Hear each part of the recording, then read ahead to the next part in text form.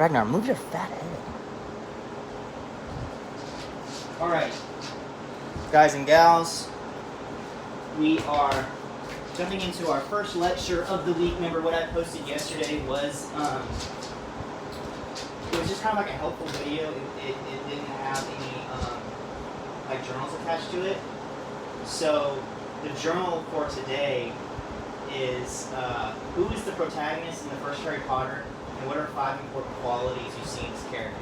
It seems like a stupid question. Like, we all know who the protagonist is, we all know who the main character is, but the reason I'm asking you to list out all these qualities is to kind of help build your own, right? We're already stealing the theme from Harry Potter, just in and of itself altogether, but why not take inspiration from the character too, you know? Like, I mean, humans share characteristics with one another, so Harry and my character can definitely do that as well. So if I were just trying to knock out this first part of the journal, I would say that he is, and again, I'm keeping true to this, and I'm making it all up in my head. Like, I have to stop myself, like if I'm like brushing my teeth and taking a shower in the morning, from like creating the story. Like, I wonder what I want to. I have to like stop myself because I want to do it just right here in the moment. So, Harry is timid at first, timid, shy, and I think that's a good trait to bring into my character too, at least at first.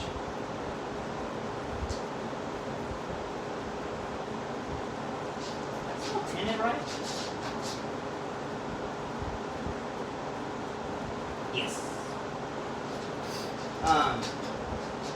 So he's timid and shy. Let's say he's honorable, okay? In the sense that he,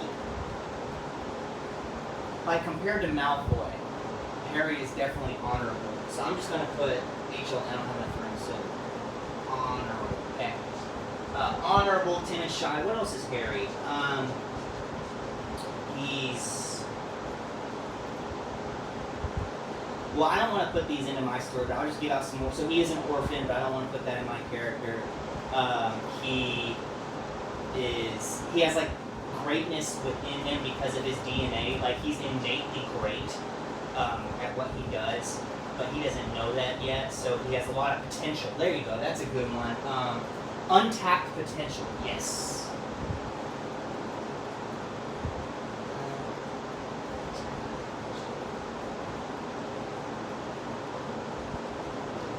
Okay, and I don't want to take any other thing. I want to make up a couple new ones here. So he is, so again, my character's name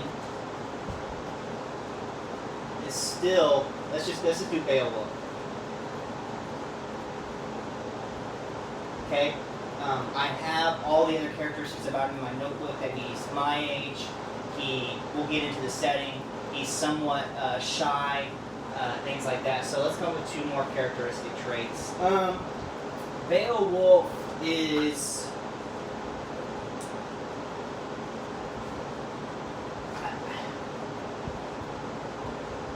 let's see. Let's come back to these 2. See, and like I said, guys, this is, I'm truly making this up on the spot, so I don't, you know, we'll come back to it. But with setting, so I know in my setting, oh, let's finish this journal. How do these qualities make the character relatable? We already talked about that. And do the same process with the antagonist from the piece. Like with Voldemort, you would do the same thing. But going back to my story, I'm not going to do the whole journal for you, but going back to my story, setting, I know that we have a modern setting. In the beginning, it's in Texas. I know that for sure, because I just made it up. Afterwards, I'm going to put a little arrow here to say that the setting changes from Texas at some point to some kind of galactic scene.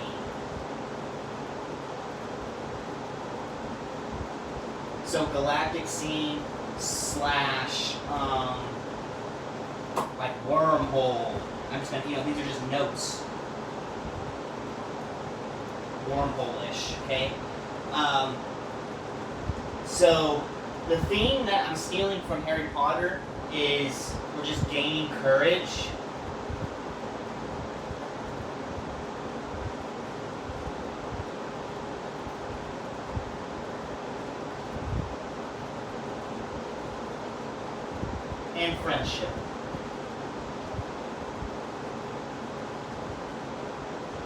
So what other characteristic or character traits for Beowulf? Let's see.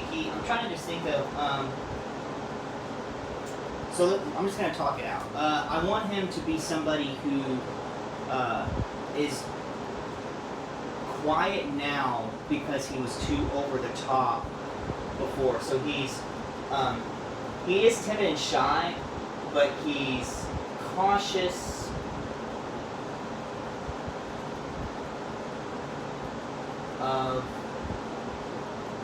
No. He has an ability. Let's see. This is not a character sheet. So he has the ability to detect lies a little bit more, not all the way, but he has an ability to detect when people lie just by like looking in their face. Okay, and that has an opportunity for a story too. Like, how did this happen? Maybe some kind of event happened in his childhood to where he analyzes people's facial features to where he knows when somebody is being deceitful because of the way that their eyes move. And then let's just put that he is an academic. No, I don't want the academic. Let's put scholar. Or no. Let's do this. Let's do scholar in training. So I'm just trying to relate it to me. Like, I'm not saying I'm a scholar, God. I'm saying I want to be. I want to be an academic. I want to be somebody who loves to learn, right? And I'm just trying to do that here, you know? Like, if I had more time to be creative and actually think this through, then these would all be a lot different. But I'm just trying to relate it to myself as much as possible because that's what I know, okay? Same thing with the setting and the theme, okay? So, let's see, Oh, wow. So, the reason that I know that we've already talked about these three, but these three are pretty much the building blocks for being able to kind of build your story very quickly. So, like with the ability to detect lies, I'm coming up with a story for a story. Well, how did he get this ability? That's a whole new story in and of itself, okay? But this is really kind of the hardest part for a lot of people because there's so much available information with this that it's almost impossible. Okay, so like, it's impossible to get it down to like one thing. Like right here, like I lost it. Like I didn't know what else to do, so I just started making stuff up.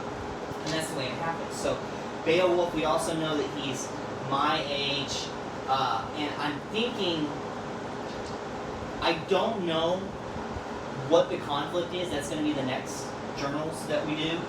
But I know that the transition between being in Texas and then going to the galactic scene, I feel like that's where some of these other qualities of his kind of come in. I'm thinking maybe he's in Texas, something happens, he gains some ability, somehow gets sent on this track to go to outer space and has his journey there. Okay, so, but I don't know, I haven't come up with the conflict yet. So, in the journal it also talks about doing these qualities for the antagonist of Harry Potter.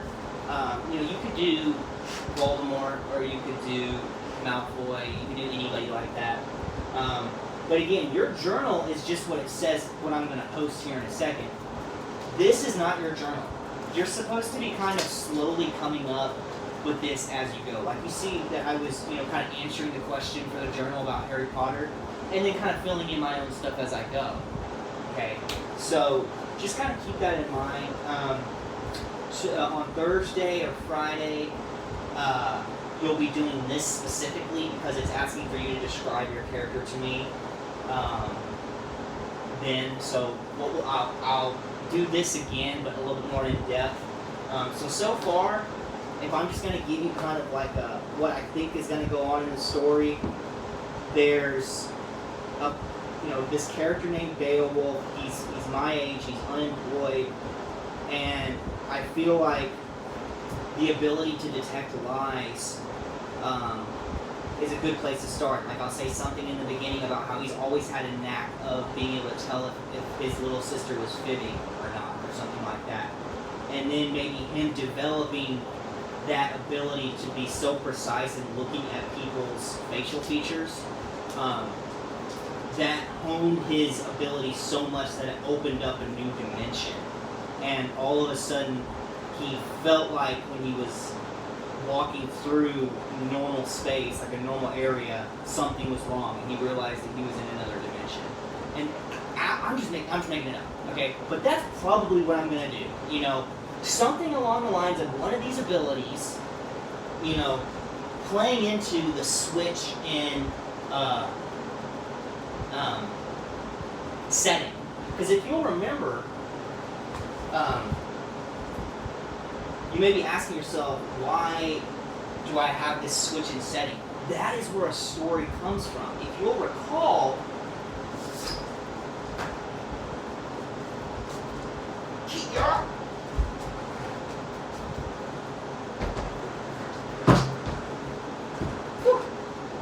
so heavy. The hero's journey, right? Okay.